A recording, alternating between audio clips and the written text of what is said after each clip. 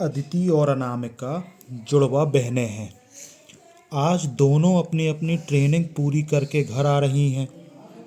Aditi police अफसर बनकर और अनामिका फ्लाइंग अफसर बनकर। अदिति और अनामिका जुड़वा बहनें हैं।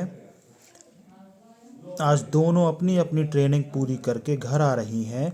अदिति पुलिस अफसर बनकर और अनामिका फ्लाइंग ऑफिसर बनकर। माँ की खुशी का ठिकाना नहीं है। वह जल्दी जल्दी सभी काम निपटाकर बेटियों का इंतजार करने लगी। वह एल्बम निकालकर उनकी तस्वीरें देखने लगी। तस्वीरें देखते देखते वह बीते दिनों में खो गई। आज से 22 वर्ष पहले अदिति और अनामिका का जन्म हुआ था। उनके जन्म से उनके पिता रामदीन बहुत खुश हुए थे।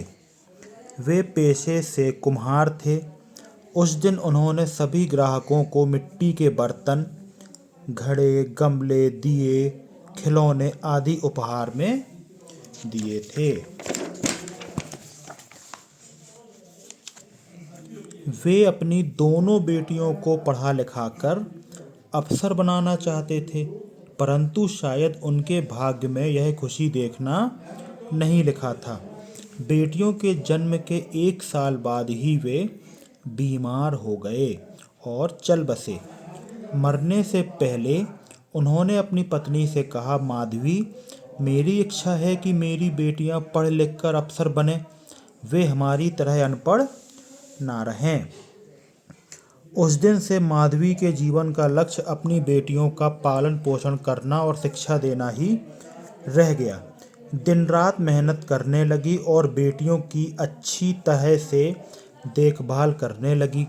बेटियां जब बड़ी हुईं तो विद्यालय में उनका दाखिला करवा दिया। दोनों बेटियां पढ़ाई में बहुत होशियार थीं। वे हर कक्षा में प्रथम स्थान प्राप्त करतीं।